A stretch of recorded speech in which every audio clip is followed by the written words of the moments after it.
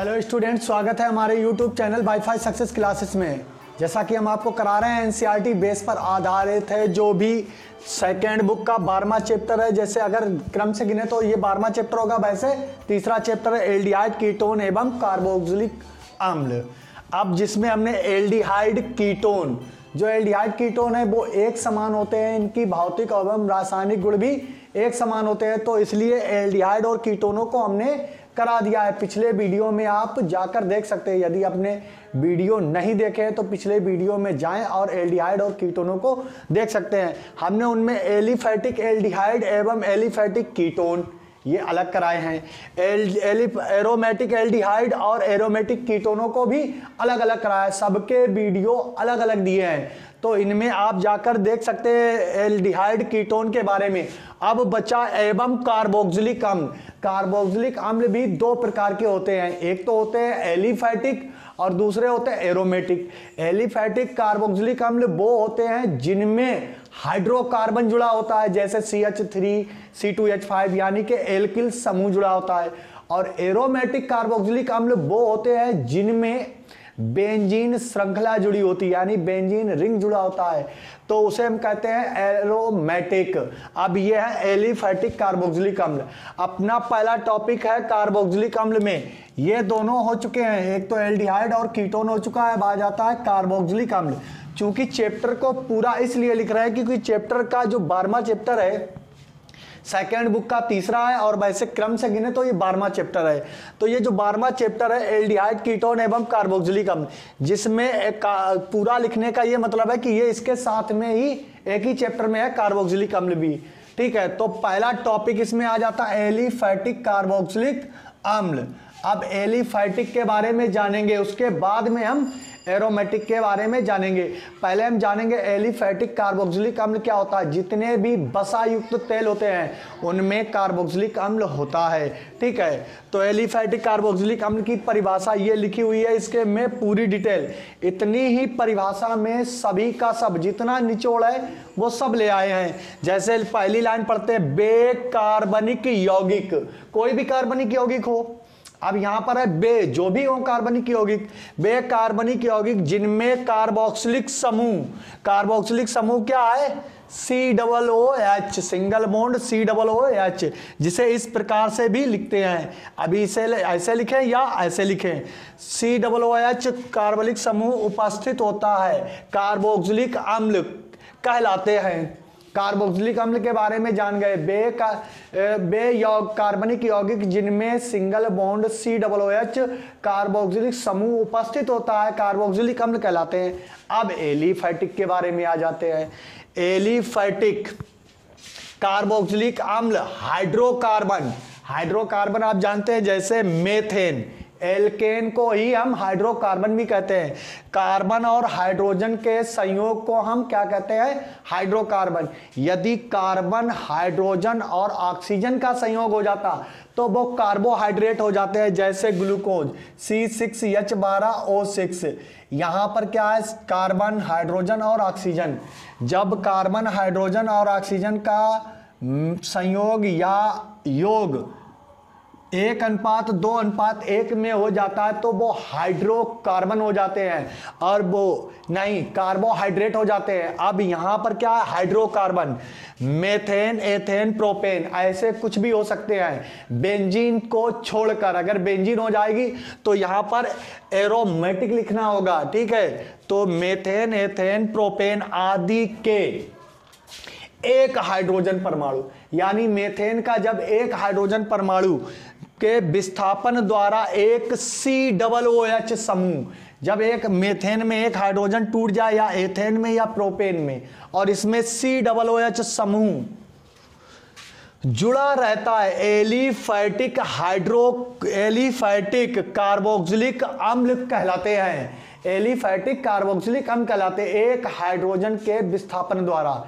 यदि एक हाइड्रोजन विस्थापन हो जाए किसी भी हाइड्रोकार्बन से और उसमें COOH समूह जुड़ जाए तो एलिफैटिक कार्बोक्सिलिक अम्ल कहलाते हैं। अब आ जाते हैं कार्बोक्सिलिक समूहों की संख्या। यदि कार्बोक्सिलिक समूह 1 है तो मोनो, 2 है तो डाई और 3 है तो ट्राई।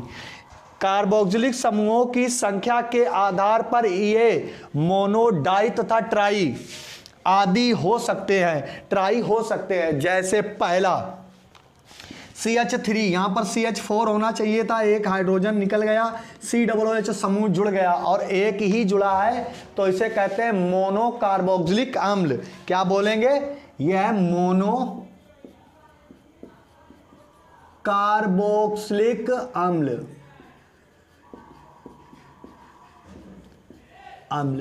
अब ये मोनो कार्बोक्सिलिक अम्ल, रियल नाम इसका है एसिटिक अम्ल। क्या नाम है? एसिटिक अम्ल। उसके बाद में आ जाएगा ये, इसके 2 कार्बन की श्रृंखला, यानी कि एथेन था, एथेन में 2 हाइड्रोजन, एक यहां से एक यहां से, क्योंकि C2H6 होना चाहिए था, C2H6, एक एक हाइड्रोजन हटा और 2 COOH समूह लग गए, यानी कि ये हो गया डाई। ये क्या हो गया? डाई कार्बोक्सिलिक अम्ल। इसका नाम है सक्सीनिक अम्ल, इसको कहते हैं हम सक्सीनिक अम्ल।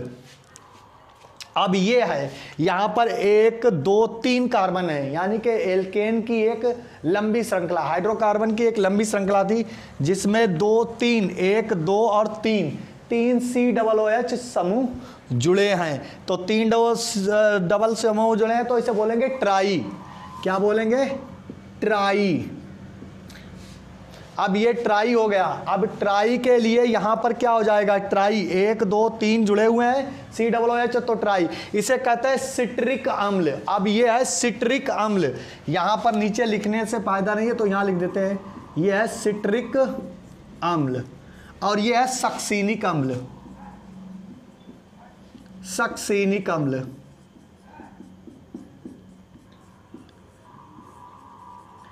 ये है मोनो कार्बोक्सिलिक अम्ल, ये डाई और ट्राई। इस प्रकार से हम एलिफैटिक कार्बोक्सिलिक अम्लों को बताते हैं। एलिफैटिक कार्बोक्सिलिक अम्ल इस प्रकार से होते हैं। तो इनमें से हम डाई वालों को नहीं पढ़ेंगे, ना तो ट्राई वालों को पढ़ेंगे। सिर्फ हमारे चैप्टर या सिलेबस में शामिल है मोनो कार्बोक्सिलिक अम्ल, संतृप्त मोनो कार्बोक्सिलिक अम्ल केवल, असंतृप्त नहीं। यानी कि जब हाइड्रोकार्बन के बीच में कोई भी हाइड्रोकार्बन हो, जैसे मेथेन लिखें, जब हाइड्रोकार्बन के बीच में एकल बंध होता है, सिंगल बंध, तो वो संतृप्त हाइड्रोकार्बन कहलाते हैं। यदि कहीं पर डबल बंध आ जाए तो वो असंतृप्त हो जाते हैं। अब ये 2 बंध आ गए, तो कहने का मतलब है बेहाइड्रोकार्बन जिनमें कार्बन कार्बन परमाणुओं के मध्य एकल बंध उपस्थित होता है, संतृप्त हाइड्रोकार्बन कहलाते हैं। उनका एक हाइड्रोजन परमाणु विस्थापन होने पर जब एक सिंगल बॉन्ड COOH समूह जुड़ जाता है तो वो कहलाते एलिफैटिक, संतृप्त एलिफैटिक कार्बोक्सिलिक अम्ल। अब असंतृप्त में ऐसे हाइड्रोकार्बन जिनमें कार्बन कार्बन परमाणुओं के मध्य द्वियात्रिक बंध उपस्थित होता है तो वो कहलाते हैं असंतृप्त हाइड्रोकार्बन। अब असंतृप्त हाइड्रोकार्बन कहलाते हैं, तो ये असंतृप्त के लिए नहीं होगा। सिर्फ हमें क्या पढ़ना है? मोनो कार्बोक्सिलिक अम्ल। अब आ जाते हैं संतृप्त मोनो कार्बोक्सिलिक अम्ल क्या होते हैं, इनके बारे में जानेंगे और इनका नामकरण करेंगे। तो चलिए आ जाते हैं अपने मेन टॉपिक पर, संतृप्त मोनो कार्बोक्सिलिक अम्ल, जिन्हें बसा अम्ल भी कहते हैं। यानी कि जितने भी फैटी एसिड होते हैं, जो भी बसाएं होती हैं, उनमें अम्ल पाए जाते हैं और वो बसा अम्ल होते हैं। इनके बारे में जानते हैं कैसे है।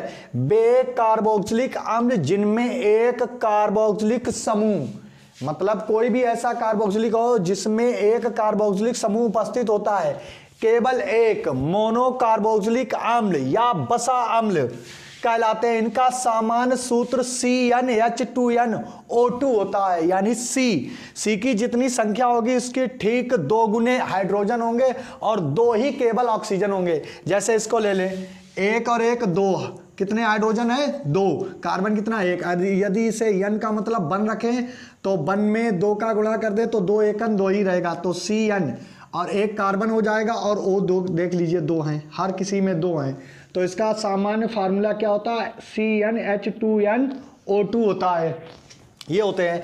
अब जैसे इसके कुछ उदाहरण दिए गए, पहला HCOOH, ये पहला उदाहरण है। इसे कहते हैं फॉर्मिक अम्ल। ये फॉर्मिक अम्ल है जो चींटियों में पाया जाता है। पहला मोनोकार्बोक्सिलिक अम्लों का पहला सदस्य फॉर्मिक अम्ल होता है, जिसमें कार्बन हाइड्रोजन द्वारा संतुष्ट होता है, और COOH इसकी सभी संयोजकताएं एक हाइड्रोजन द्वारा होती है और सभी ऑक्सीजन द्वारा लगे होते हैं, ऑक्सीजन और कार्बन लगे होते हैं। फॉर्मिक अम्ल है जो चींटियों में पाया जाता है, चींटियों, बिच्छू, बर्रों में पाया जाता है, जिसके कारण चींटियां, कभी भी चींटियों को उठाकर देखना और उनको सूंघना या चींटा ले लेना या बर्रा ले लेना, तो उसमें जो महक आती है वो फॉर्मिक अम्ल की ही होती है। जब वो डंक मारता है और वो बॉडी में फॉर्मिक अम्ल इंटर कर जाता है, और जब बॉडी में फॉर्मिक अम्ल चला जाता है तो वो दर्द करता है। उसके बाद में एसिटिक अम्ल, इसे एसिटिक अम्ल कहते हैं। यह सिरके में पाया जाता है, सिरके में, इसका नाम है एसिटिक अम्ल। ये सिरके में पाया जाता है। इसी प्रकार से अम्लों में बढ़ते रहते हैं, 2 कार्बन है और एक ये 3, इसे कहते हैं प्रोपेनोइक अम्ल। प्रोपेनोइक अम्ल। अब आ जाते हैं उच्च सदस्य। अब उच्च सदस्य में आ जाते हैं जिनके साबुन वगैरह बनाए जाते हैं, बनाए जाते हैं, और इनके ही कुछ और यौगिक होते हैं, जैसे सोडियम लॉरिल सल्फेट है, जिनसे बनाए जाते हैं डिटर्जेंट, और यहाँ से इनसे साबुन बनाए जाते हैं। जो साबुन में यूज होते हैं, जैसे ये पॉमेटिक अम्ल है, पहला है पॉमेटिक अम्ल। पॉमेटिक अम्ल, महुए का तेल। और ये जो है C15H31COOH, यानी कि ये पॉमेटिक अम्ल है, और ये स्टेरिक अम्ल है, स्टेरिक अम्ल। इन दोनों से वसा के उच्च लवण होते हैं, इनसे साबुन प्राप्त किए जाते हैं। साबुन बनाते समय ही ग्लिसरॉल निकल जाता है। हाई स्कूल में अपने पढ़ी होगी साबुन बनाने की विधि। साबुन बनाने की विधि में इसका इस्तेमाल होता है स्टेरिक अम्ल का, जिसमें कास्टिक सोडा से यदि क्रिया कराई जाती है तो बनता है धोने का सोडा साबुन, और जब हम इसकी क्रिया पोटेशियम हाइड्रोक्साइड से कराते हैं तो बनता है नहाने वाला साबुन। ये हो गए संतृप्त मोनोकार्बोक्सिलिक अम्ल। अब हम बताते हैं इनका नामकरण। इनका नामकरण किस प्रकार से करते हैं, तो संतृप्त मोनोकार्बोक्सिलिक अम्लों का नामकरण। इनका नामकरण करने की बहुत आसान विधि होती है। 4-5 अम्ल लिखेंगे और बता देंगे आपको नामकरण किस प्रकार से करते हैं। बहुत आसान होता है, बस साधारण 2 ही पद्धतियां होती हैं, किसी की भी हो पद्धति। तो नामकरण हेडिंग डालेंगे, नामकरण। इनका नामकरण करने की 2 पद्धतियां होती हैं। पहले तो 2 हिस्से बना लीजिए, जैसे हर किसी यौगिक का बताया है। तो यहाँ पर पहले एक सीरीज बना लेते हैं। पहले लिखते हैं यौगिक। यौगिक क्या है, फिर सामान्य पद्धति। सामान्य पद्धति, फिर आ जाती है IUPAC पद्धति। IUPAC पद्धति। तो ये 2 पद्धतियां होती हैं किसी भी यौगिक का नाम लिखने के लिए। तो सबसे पहला HCOOH, एक यौगिक। दूसरा CH3COOH। तीसरा CH3CH2CHCOOH। फिर चौथा लिखेंगे CH3, थोड़ा ऊपर लिखते हैं ताकि आपको दिखाई दे, CH3 CHCOOH। ये कुछ अम्लों के नाम है, पहला, दूसरा, तीसरा, चौथा, 5वां। ये अम्ल है। तो जब कार्बन की संयोजकताएं हाइड्रोजन द्वारा संतुष्ट नहीं होती है तो पहला यौगिक होता है, इसको हम फॉर्मल कहते हैं। तो ये फॉर्मल है और इसके आगे लगा देंगे हम ओइक। साधारण पद्धति में अम्लों का नाम लिखने के बाद में कार्बन की संख्या के अंत में ओइक जोड़ देते हैं, नहीं अम्ल जोड़ देते हैं। ओइक अम्ल जोड़ते हैं आईपीएसी में, आईपीएसी में। अब यहां पर क्या होता है, जो भी नाम होता है उसके पीछे उसका अम्ल जोड़ देते हैं। जैसे इसका नाम है फॉर्मिक, ये फॉर्मिक अम्ल है, फॉर्मिक अम्ल। अब ये 2 कार्बन है, 2 कार्बन को इसमें बोलेंगे एसिटिक अम्ल, एसिटिक अम्ल। ये इसका साधारण नाम हो गया। इसका नाम 1 2 3 कार्बन है, 3 कार्बन को बोलेंगे प्रोपेनोइक अम्ल, प्रोपियोनिक अम्ल, प्रोपेओनिक अम्ल, ओनिक अम्ल। अब इसके आगे चूंकि 1 और 1 2 लगे ऐसे रूप, जब दूसरे कार्बन से एक मेथिल समूह अधिक उपस्थित होता है तो उसके आगे लगा देते हैं आइसो, आइसो। 4 कार्बन है, 1 2 3 और 1 4, तो इसे बोलेंगे ब्यूटेरिक, ब्यूटेरिक अम्ल, आइसो ब्यूटेरिक अम्ल।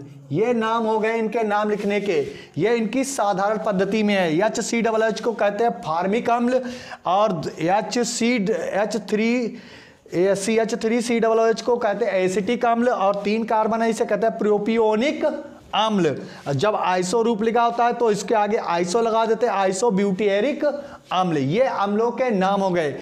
अब इसका आईपीएसी में नाम लिखेंगे, 1 कार्बन के पीछे ओइक अम्ल जोड़ देना है, ओइक, ओइक अम्ल सफिक्स में जोड़ देना, यानी कि पूर्व अनुलग्न में इतना नाम जोड़ना है। तो 1 कार्बन है मेथेन, तो इसे बोलेंगे मेथेन, और क्या जोड़ना ओइक, तो मेथेनोइक अम्ल। ये आईपीएसी नाम है। फार्मिक अम्ल को क्या कहते हैं, मेथेनोइक अम्ल। अब इसी प्रकार से 1 और 1 2 कार्बन, 2 कार्बन को कहते हैं एथेन, एथेन। जोड़ेंगे क्या, ओइक, एथेनोइक अम्ल। अब देख लीजिए 3 कार्बन, 1 2 3 कार्बन को क्या कहेंगे, प्रोपेनोइक, प्रोपेन लिख देंगे। 3 कार्बन को प्रोपेन कहते हैं, और क्या जोड़ देंगे, ओइक अम्ल। ये प्रोपेनोइक अम्ल हो गया। अब यहां पर देख लीजिए कार्बन की बड़ी से बड़ी श्रृंखला चुन लीजिए। तो ये कार्बन की बड़ी से बड़ी श्रृंखला चुन ली, 1 2 3 कार्बन, लेकिन पहले जो बाद में निकला हुआ होता है उसका नाम पहले लिखते हैं, जो श्रृंखला में गिना नहीं जाता है, जो श्रृंखला से बाहर होता है। तो श्रृंखला से बाहर एक मेथिल, तो 2 मेथिल। और इस श्रृंखला में कितने कार्बन, 3, तो इसे बोलेंगे प्रोपेन। और है क्या, जोड़ना क्या है सफिक्स में, ओइक, तो प्रोपेनोइक अम्ल। इस प्रकार से इनका नामकरण करते हैं। इससे ज़्यादा कुछ नहीं पूछा जाएगा। अगर फार्मिक अम्ल हो सकता है, यदि आपसे क्वेश्चन पूछा जाएगा तो पूछा जाएगा फार्मिक अम्ल बनाने की विधियां बताइए, या पूछेगा मेथेनोइक, तब यहीं पर आपको दिक्कत हो जाती है कि फार्मिक अम्ल को ही मेथेनोइक अम्ल आईपीएसी में कहते हैं। वो आपसे क्वेश्चन एग्जामिनर या तो फार्मिक अम्ल के रूप में पूछ सकता है या मेथेनोइक, इसीलिए आईपीएसी सीखना भी जरूरी है। एसिटिक अम्ल को एथेनोइक अम्ल कहते हैं। हो सकता है पूछेगा एथेनोइक अम्ल बनाने की विधियां, और आपने पढ़ा होगा एसिटिक अम्ल बनाने की विधियां, पता ही नहीं है, तो ये नाम सीखने जरूरी हैं। जैसे प्रोपेनोइक, ये 2 यौगिक ही आपको बनाने हैं, यही 2 इंपॉर्टेंट है। इनको बनाने की विधियां, भौतिक एवं रासायनिक गुण इनके ही सीखने हैं, और मोस्ट इंपॉर्टेंट हैं ये दोनों यौगिक। मोस्ट इंपॉर्टेंट फार्मिक अम्ल बनाने की विधियां और एसिटिक अम्ल बनाने की विधियां, इनके भौतिक एवं रासायनिक गुण। अब ये टॉपिक खत्म हो गया। अब चलेंगे हम संतृप्त मोनोकार्बोक्सिलिक अम्ल बनाने की विधियां, जो अगले वीडियो में हम आपको प्रोवाइड कराएंगे। ऐसे ही पढ़ते रहिए। यदि हमारा वीडियो आपको पसंद आता है तो लाइक करिए, सब्सक्राइब करिए, और हमारे चैनल को बहुत तेजी से फैला दीजिए। पढ़ते रहिए, मुस्कुराते रहिए। धन्यवाद।